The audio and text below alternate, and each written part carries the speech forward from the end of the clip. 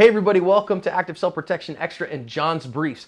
Got a different one of the Attorneys for Freedom today. Jody brought us from Attorneys for Freedom, and I want to talk to you today about a very important concept.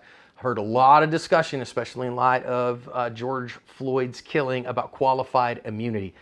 Jody is the specialist to tell us about what it is and what it's not, because I think most people don't understand it. Today's video is brought to us by Firearms Legal Protection. Firearms Legal Protection is a legal defense program for lawful gun owners with a 24/7 emergency hotline and plans designed specifically for self-defenders.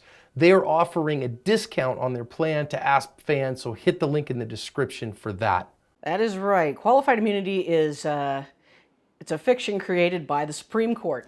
Basically what it's telling you is that an individual officer or any government official has qualified immunity, which means they can't be in trouble, even if they did something wrong, unless they violated a clearly established federal law or constitutional right. Now, it sounds pretty simple, but how do you establish what is a constitutional violation or federal law? Is it clearly established is the bigger issue. And that's where a lot of courts run into issues. So the question that I have at the beginning then is, you say they can't get into trouble. Is that criminal, civil, or both? Qualified immunity only applies in civil matters. Ahem. Wait a minute. Would you say that again, please? It only applies in civil cases. So that means, again, when we start talking about, well, qualified immunity keeps a police officer from being charged with a crime. It does not. It can't, because it deals purely with civil matters. Exactly. You are exactly right. So point number one, let's not talk about this from a criminal perspective. If a police officer breaks the law, or a elected official or something like that, then they can be charged criminally on the same standard. That's correct. Okay, so now we're talking civil. They can't be sued civilly for actions they perform while in the conduct of their duties. As long as if it doesn't violate a constitutional right or federal law, or it has to be established constitutional right or federal law. And what that means is if there's no case on the book that talks about it, then they're going to get qualified immunity. And I'll give you an example. Let's go back in time. Let's say go back to the 80s or even 90s, part of the 2000s, before tasers were available to police officers. There was no case on the book that said excessively tasing someone who's handcuffed and on the ground is a violation of their rights. There's no case law that says that because tasers are new. Okay. So until there's a case on the books, an officer would have qualified immunity, which means they can't be liable civilly if they tase the crap out of somebody. Okay. So they could be liable criminally if they were to do something criminal, but I can't say, wait a minute, officer, you tased the crap out of me, and so you violated my rights and I'm going to sue you personally. That's correct. And it's always jurisdictional, too. It depends on which. Some courts look at, oh, only in our jurisdiction have we found this, so it's there. It could be in some other jurisdiction in another part of the country, and they won't look at it. But some do. So it's very much like circuit courts and correct. One to the other, right? Right.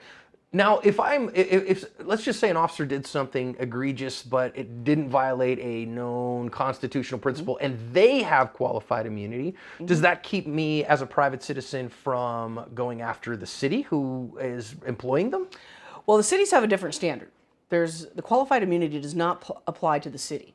And so if you go after the city, what you have to show is not that their employee violated something. You have to show that they have a practice and custom of violating someone's rights, which is really difficult because most cities and governments, and they don't put in their books, hey, make sure you violate their rights by doing this. Yeah. So it's really hard. It's a hard standard to meet to show that a city is actually liable. You have to show that there's a history or a pattern that they're doing this kind of conduct. I see. So you can't on one incident, but if you say, wait a minute, I'm the 8th guy they've done this to in the last 3 years, and this is clearly something they should have known better about, and so they're negligent in that behavior. That's correct. Who else does qualified immunity apply to? It only applies to government officials. Okay. So anybody working in a capacity where they're doing something. Now, there's one more aspect to it. It only applies to discretionary functions as opposed to ministerial. Oh, you're going to have to explain those. Sure.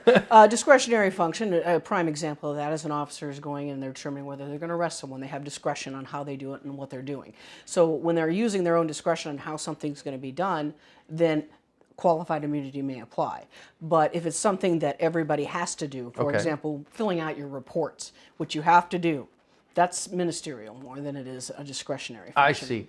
So for instance, but generally, how much force did the officer use in effecting an arrest? That's probably a discretionary activity. Correct. Because that determines he's the one who had discretion to decide exactly how much that was there. That's exactly right. Okay. So why do we call it qualified? Is it qualified because there is that clearly established right and it can be removed? It's qualified because it's not absolute. Absolute means you would always have immunity. For example, judges. Judges have absolute immunity. You can't sue them in your case if something goes wrong. So they have absolute immunity. Nothing can penetrate that to allow you to sue a judge. Does that sound to me like diplomatic immunity? Like you see somebody come from another country and hey, they have a blanket immunity? Pretty much. It's pretty similar to that. I mean, there's judges can be liable for criminal conduct still and things they do outside the box that are not judicial functions. But if it's part of their judicial functions, they're off the books. Qualified means that if there's certain characteristics or certain qualifications, then they qualify for that immunity. And under this standard, it's if they've violated a clearly established federal law or constitutional right.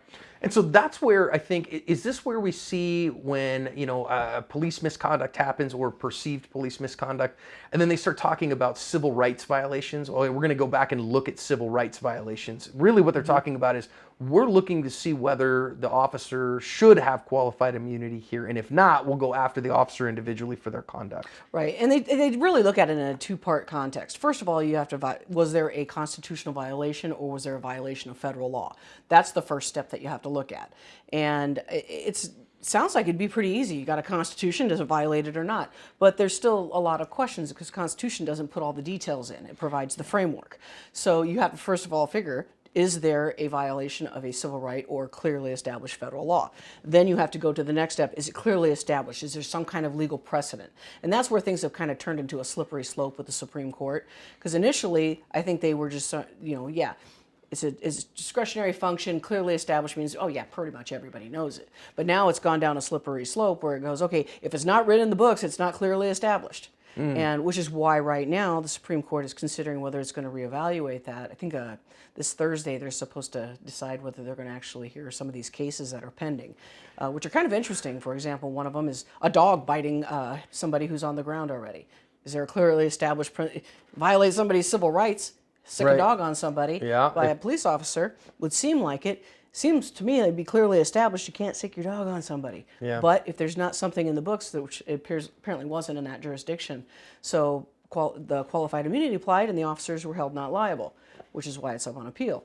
Another instance where officers go into a house on some kind of warrant, and one of the officers took a boatload of money, like $100,000. Well, there's not a case on the books that says that's a violation of somebody's constitutional rights. Sure sounds like a deprivation of property. Yeah, it certainly sounds like it to me. But the court ruled that they had qualified immunity because there was nothing on the books that said that would give them notice that this was wrong.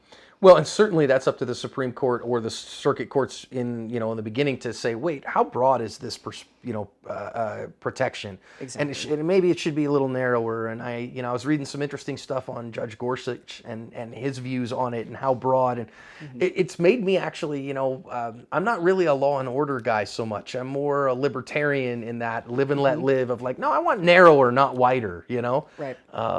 I think this is fascinating, everyone, and I just want you to understand what it really is. So we're getting a lot of discussion on social media right now of whether or not we should end qualified immunity or not, and what it is and what it looks like. So a couple things. Number one, deals with purely civil matters. This is not criminal law in any capacity. Number two, there is a big question about it right now, and I think it's worth the Supreme Court and our legislatures looking at, is this something we want? Because we the people get to decide that. And number three, I think that recognizing that, hey, that does limit the amount of liability that an individual could have, but only in a civil manner, I think is really important. So let's make sure we frame it in the right vein there. Jody, I really appreciate the education today. Well, thank you. Thank you for having me.